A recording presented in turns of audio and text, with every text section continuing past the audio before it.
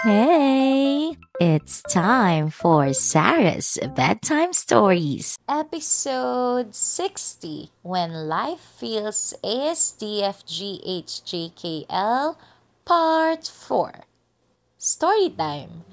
Marami na akong mga episodes about ASDFGHJKL feels.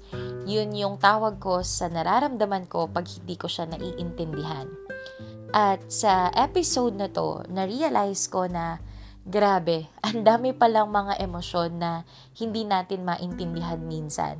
Hindi ako expert sa human emotions, sa feelings, pero as for me, kapag may ganito akong nararamdaman, sinusulat ko siya and gusto ko siyang i-share sa inyo para alam ko kung ako lang nakakaramdam nito. Hindi ako expert sa emosyon at sa mga nararamdaman, pero dahil mahilig akong magsulat, mahilig akong mag-journal, kaya may mga times na nafi-figure out ko rin na meron akong mga iba-ibang ASDFGHJKL feels.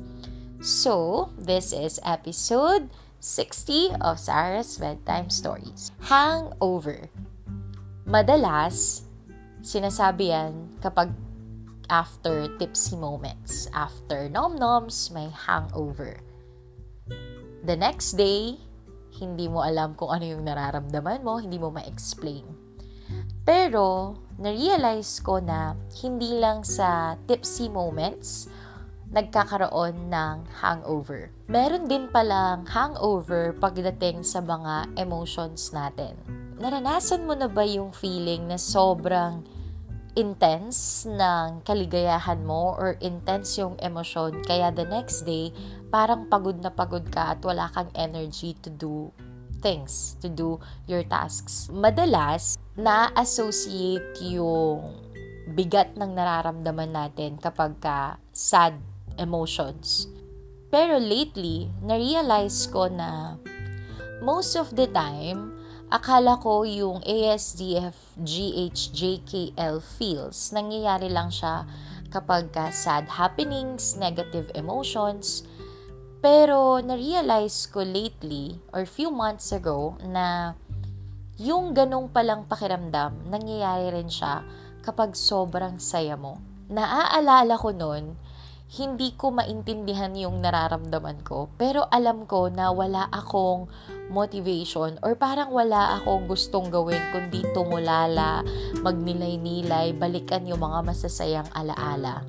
Nung time na yun, nag-wonder din ako kasi that's not so me. Kasi sabi nga ng mga kaibigan ko, ako yung pinaka-energetic nilang kaibigan. So, nagtataka rin sila bakit wala akong energy nung mga panahon na yun. Tapos, nakakwentuhan ko yung isang kaibigan ko and sabi niya sa akin, baka ito daw yung tinatawag na happiness hangover. So, I remember this story when I was 20 years old. Yun yung first time kong makapunta ng Subic. Nabanggit ko na to sa episode ko na hindi ako pinagpala sa travels. Madalang lang akong magkaroon ng chance na makapag-travel. So, hindi ko expect na makakapunta ako nun ng Subic. Tapos, gabi siya. Tapos, road trip. And doon ko na-realize na sobrang gustong-gusto ko pala yun. Sobrang therapeutic para sa akin yung nagbabiyahe ka. Tapos, may mga ilaw sa daan. Tapos, tinitignan mo lang lahat. Tapos, may music ka sa sasakyan. Tapos, feeling ko that time, that was the moment na na-realize ko na gusto kong gawin yung bagay na yun. Sobrang tuwang-tuwa ako dati kasi yun yung ideal ko pala na parang date night, yung road trip sa gabi. And na-experience ko yun, sobrang happy ko. To the point na kinabukasan, hindi ako makamove on. Kasi parang feeling ko, nandun pa rin ako sa Subic nagbibiyahe. Nire-recall ko yung kalsada and all. Hindi ako makamove on. So, ang ginawa ko nun, sinulat ko yun sa journal ko, ulit-ulit yung nararamdaman ko, as in very pure, kung ano yung real na nararamdaman ko, yun yung sinulat ko. And nung may chance ako na mabalikan yun, na basahin yung sinulat ko yun, doon ko naramdaman na sobrang saya ko pala nung araw na yun. Kasi never kong na-experience yun before. And first time ko siyang na-experience at sobrang tuwang-tuwa ako. Kaya, alam nyo, after nun, hindi talaga ako makapag-move on. Ulit-ulit siyang nasa utak ko, ulit-ulit ko siyang nire-reminisce. That was one of the notable experiences that I had. Another happiness hangover sa akin is nung mag-host ulit ako ng concert ng UA after pandemic. That was January 2023. In-invite ako nila Agnes, nila Kian. Hello, my former students! So, nung na-invite ako na mag-host, yun yung first time ko ulit. Tapos, imagine from pandemic, hindi kayo nagkita-kita ng lahat. Tapos, para siyang reunion ng mga naging estudyante mo, naging mga katrabaho mo, magkikita-kita kayo ulit sa place na yun. Tapos, nag-host ako. Yun yung gustong-gusto kong ginagawa kasi I love music. Nag-share ako ng mga information about the artists. Tapos, may chance ako na makausap sila backstage. So, sobrang tuwang-tuwa ako. And ang tagal ng concert na yon, as in nag-start kami ng around 3 ba ng afternoon, tapos natapos kami mga midnight na. So naaalala ko noon, kasama ko si Ma'am Judy, tapos nag-overnight kami. Tapos yung mga students ko noon, sobra silang nagsustory ng mga pictures ko, ng hosting ko. Alam mo yung parang naging quote-unquote, celebrity ako that time. Kasi sumasagot ako ng mga messages, nagre-restory ako. Kasi siguro nandun yung excitement na after pandemic, yun yung first event na with people, tapos concert talaga. So, na-miss natin lahat. Parang ganun. Tapos, nagkita-kita kayong lahat. So, sobrang exciting. So, may happiness hangover din ako dito. Kasi alam nyo ba guys, nung nag-host ako na yon, kahit pagod na pagod ako, hindi ako natulog. Kasi nagre-reply ako sa mga messages at saka nagre-restory ako ng mga stories ng mga nanood ng concert. Tapos sabi sa akin ni Ma'am Judy, grabe daw ako kasi grabe yung energy ko na pagod na, tapos mapupuyat pa. Pero for me kasi, yun yung happiness hangover ko rin na madalang lang kasi akong mag-host ng ganon. Yung energetic yung crowd, energetic yung co-host ko. Hi kay Sir Melvin! Tapos na-experience ko siya. So parang buhay na buhay yung dugo ko. So after how many days then, alam ko ang ginagawa ko lang nun, nakahiga lang ako tapos tinitignan ko yung mga stories, pinapanood ko, ganun, hanggang sa maka-move on ako. Pero I remember that was also my experience of happiness hangover. And when I had the chance to visit the places that I want to visit, like for example, Vigan, Cebu, Bataan, yung mga top 3 places ko na yon. Nung time din na nakapunta ako dyan, as in, paborito ko silang ikwento ng paulit-ulit. Nandun din yung feeling sa akin na, ayoko pa ito matapos. Gusto ko pa kumaba yung happiness. Pero kailangan mong bumalik kasi sa realidad. Pero ako, pag ganito yung mga nararamdaman ko, yung sobrang saya ko, hinahayaan ko talaga na mangyari lang. Hinahayaan ko lang talaga na ma-feel yung mga bagay na to. And then just recently, na-experience ko na naman yung happiness hangover na to. Tapos, non-stop akong magtingin ng mga pictures, ng mga videos. Nire-rewind ko talaga sa alaala ko yung mga magagandang nangyari. Tapos, pakiramdam ko nagiging unproductive na ako kasi nawawalan ako ng energy sa mga ibang bagay. Pero alam nyo kung ano yung na-realize ko na effective sa akin? Is that sinulat ko yung nararamdaman ko, yung emosyon ko. Yan yung rason guys kung bakit meron kayong sunod-sunod na episodes about sa mga wins ng Sarah's Bedtime Stories. Kasi that's my way of releasing that happiness hangover.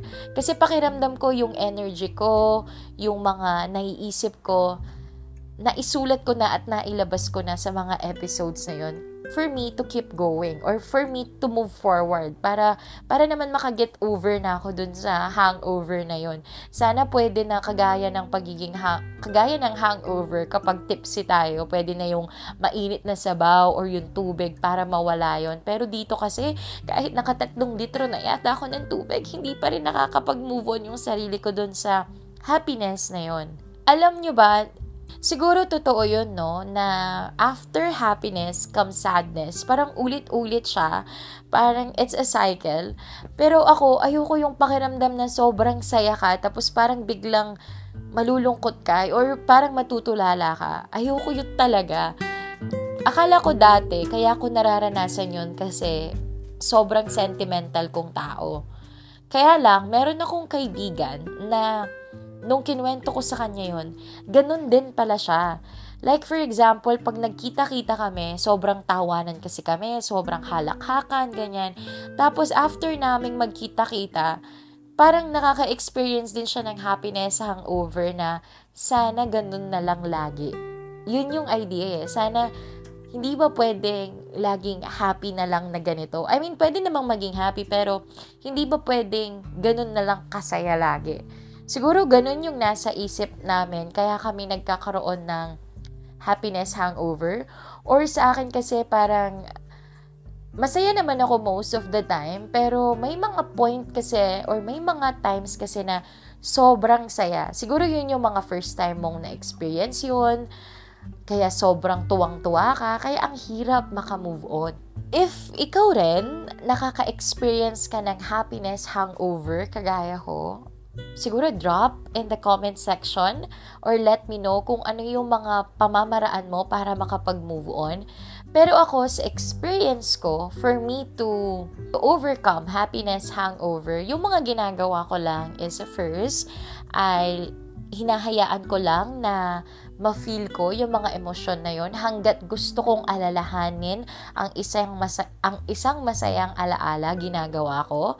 Kapag hindi pa sapat ang pag-reminisce, if I have the chance to write it, isusulat ko talaga. Kasi alam nyo ba guys, kapag babalikan nyo yun, sobrang ganda ng nasulat nyo. Kasi purong-puro yung emosyon, purong-puro yung naramdaman mo. Sinulat mo yun. Kaya parang ang ganda niyang basahin ulit. Pangatlo, kung meron kang mga kaibigan na handang makinig sa'yo, kahit paulit-ulit mo yon, pwede. I remember my friends, kapag kinikilig sila, inuulit-ulit din nilang ikwento yun. So, feeling ko, isang way din nila yon para ma-feel yung joy or para ma-overcome din yung happiness hangover na yon. Pero alam nyo ba kung ano yung pinaka-effective na paraan para ma-overcome yung happiness hangover? So, yung recent ko na happiness hangover, actually, it's the universe.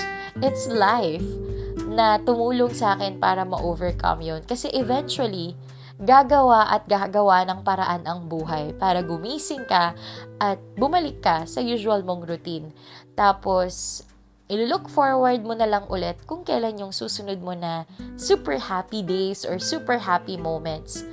And ako, if meron akong gustong mangyari, sana sa susunod na magkaroon ako ng happiness hangover, sana mapabilis naman ang pag-move on ko. To end this podcast episode, I know na most of the time, yung ASDF-GH-JKL feels ko, associated siya with negative emotions. But this one is different, and I think kung meron akong paboritong emosyon na hindi ko maintindihan, siguro ito yun. Yung sa sobrang saya mo, hindi mo mahanap yung mga salita na mag-e-explain sa nararamdaman mo. Or sa sobrang saya mo, parang gusto mo na lang mag-dwell dun sa happiness na yun. So far, this is one of the best feelings for me. Yung maranasan mo yung sobrang saya na pakiramdam. Pero if meron akong isang wish siguro, sana kapag nakaramdam ako ng happiness na sobra, sana makapag-move on ako ng medyo mabilis, ng konti. Or sana, mas marami akong mga moments na sobrang saya para maging normal siya sa akin at hindi ko na ma-experience yung hangover. Kasi sanay naman na ako. Wow! Sana tayong lahat. Siyempre gusto natin na maging masaya tayo, di ba? So, I hope we can be happier and happiest. If meron kayong mga thoughts about happiness, dealing with happiness, hangover, please let us know or please let me know in the comment section below. I would love to hear your thoughts. Again, this is Sarah, and this is Sarah's Bedtime Stories. Good night. Mwah!